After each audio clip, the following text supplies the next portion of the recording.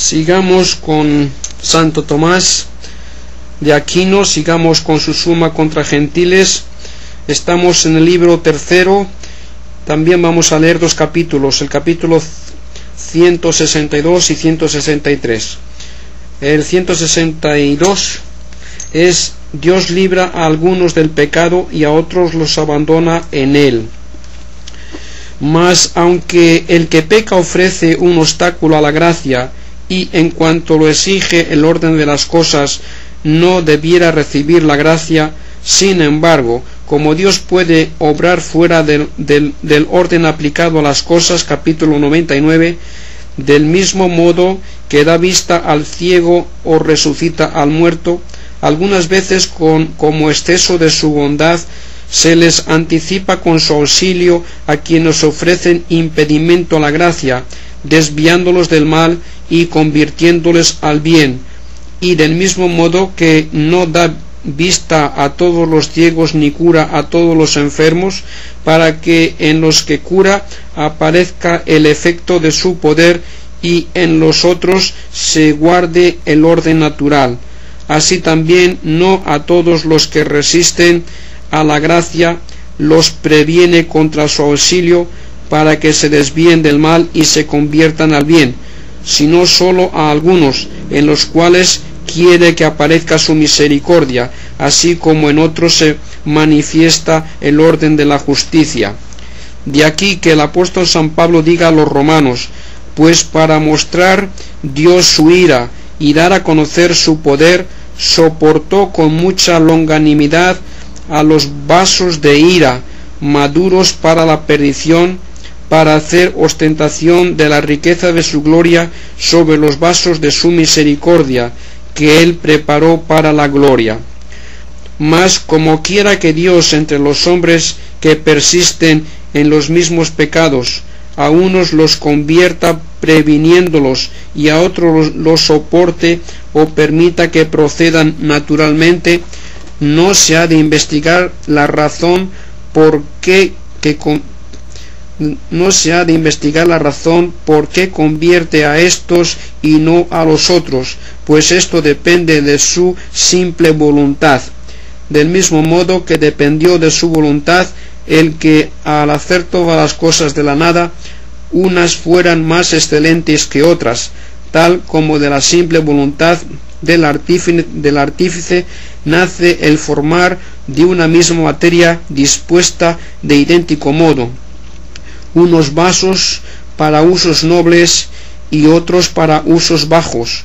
Con este motivo dice el apóstol Pablo a los romanos: ¿o es que no puede el alfarero hacer del mismo barro un vaso de honor y un vaso indecoroso?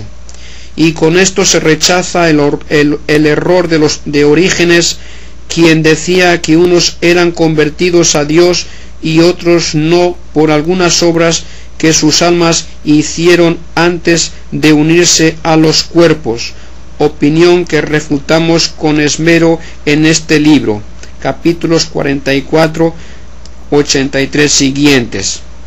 Sigamos con el capítulo 162, el anterior era el 161. Dios no es para nadie causa de pecado. Mas aunque Dios no convierta así a algunos pecadores, sino que los abandone en los pecados según su merecido, sin embargo no los induce a pecar.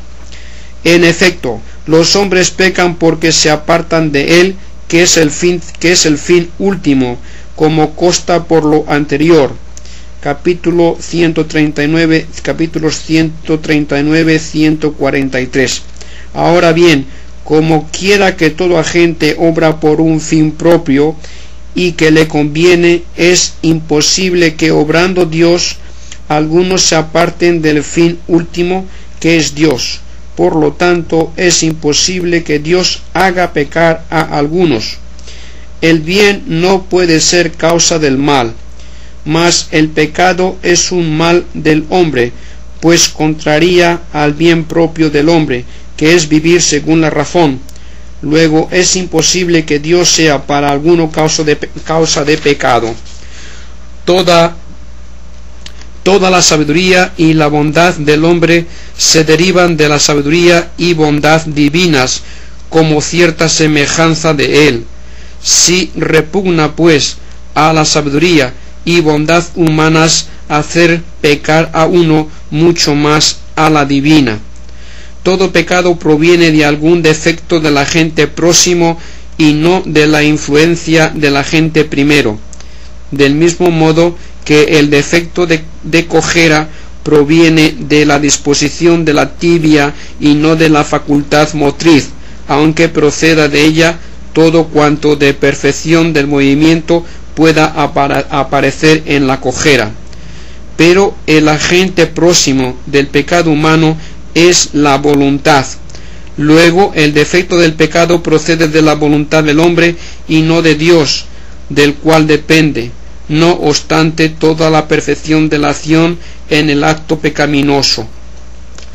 De aquí que se diga en el eclesiástico: no digas que él te empujó al pecado, pues no necesita de gente mala. Y más abajo: a ninguno manda obrar impíamente, a ninguno da permiso para pecar. Y se dice: nadie diga en la tentación: soy tentado por Dios, porque Dios no puede tentar al pecador. Hay, sin embargo, ciertos textos en las Escrituras por los cuales parece que Dios es para algunos causa de pecado. En efecto, se dice en el Éxodo: yo he endurecido el corazón del faraón y el de sus servidores. Y en Isaías: endurece el corazón de su pueblo, tapa sus oídos, para que no vean con sus ojos ni oigan con sus oídos, y no se conviertan y no sean curados de nuevo. Y en Isaías se dice también: no dejas errar fuera de tus caminos, y endureces nuestro corazón contra tu temor. Y en la epístola de San Pablo a los Romanos se dice: Dios los entregó a su réprobo sentir, que los lleva a cometer torpezas. Todos estos textos hay que entenderlos en el sentido de que Dios no concede a algunos un auxilio para evitar el pecado, que sin embargo concede a otros. Y este auxilio es no sólo la infusión de la gracia, sino también la custodia exterior por la que la divina providencia quita al hombre todas las ocasiones de pecar y frena todos los estímulos del pecado. Dios ayuda también al hombre contra el pecado mediante la luz natural de la razón y otros bienes naturales que da al hombre. En consecuencia, cuando quita a algunos estos auxilios en mérito a sus acciones, cual lo exige su justicia, se dice que los endurece o ciega, o alguna de las otras cosas que hemos dicho.